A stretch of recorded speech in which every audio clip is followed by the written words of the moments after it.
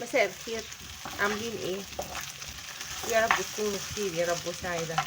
فيديو النهاردة مش اكل، هي افكار للي بيوزع بره الساندوتشات اللي احنا بنعملها للناس اللي بنفرق لهم في رمضان.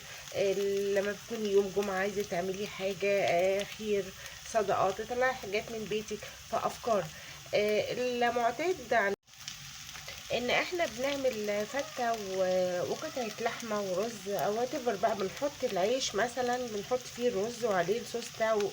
انا بحب اغير. فبصوا الطريقة بتاعت النهاردة دي هي حلوة. انا عملت بصل كتير وحطيت عليه بطاطس مكعبات صغيرة كده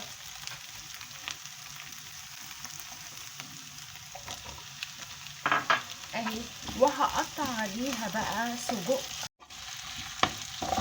هقطع عليها سجق وفي كلاوي هقطعها قطع صغيرة، سلايسز كده صغيرة خالص، واحط ملح وفلفل اسود بسيط وشوية بهارات ما تكونش سبايسي، عشان ممكن يكون حد من اللي بيتفرق له يكون طفل صغير، فدي ممكن توجع له بقه ما يقدرش ياكلها، يبقى انت كده ما عملتش حاجة. اوكي. فاحنا هي افكار، يعني فكرة كويسة للي بنوزع يعني. ادي السجق انا مقطعاه قطع صغيرة قوي، اخده تقلبتين كده وبعدين نحط الكلاوي. يعني تقدري كل يوم، للي مش قادر ان هو كل يوم، بس من كل يوم انت بتعملي حاجه طلعي منها وجبه وجبتين. في ناس بتبقى فعلا محتاجه قطعه البطاطس.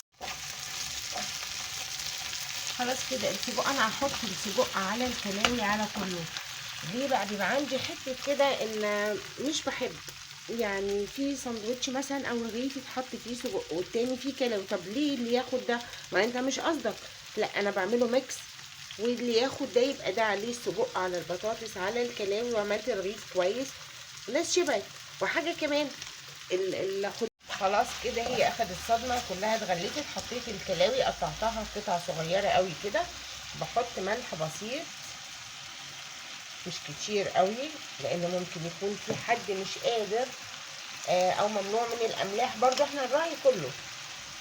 وفلفل اسود بسيط عشان برضو لو في زفاره في حاجه. بصوا بسيط قوي.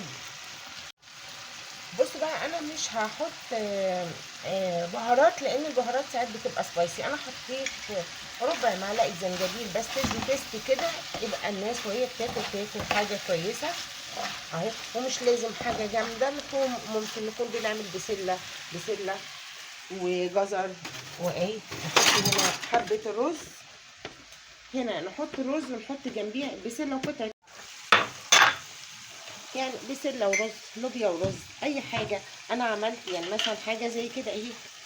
في شوربه عندي عملت خبيزه وعملت عليها شعريه ولسان عصفور وشويه رز، هي بتحط عليها رز. طيب اهو انا عامل دي، ونحط في طبق من صغننين الكوبايه بتاعت الزبادي دي مع اي رز مع ساندوتش من اللي هيتعمل حاجه زي كده.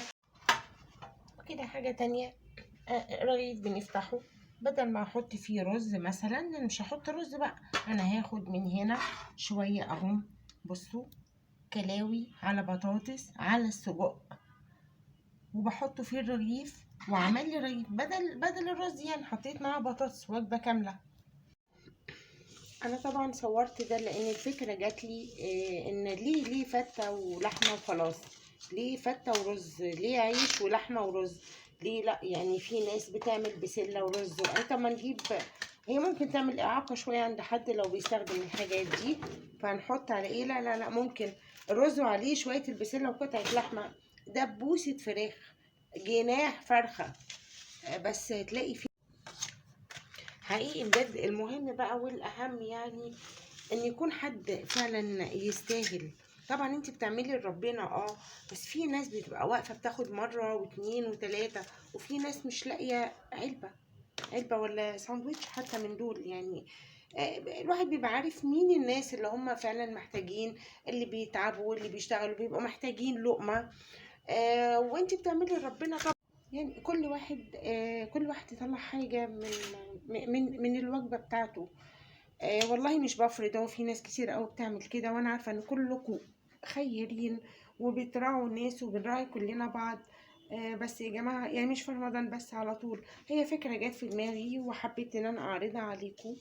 وكل سنة وانتم طيبين، اشوفكم فيديوهات تانية. باي باي.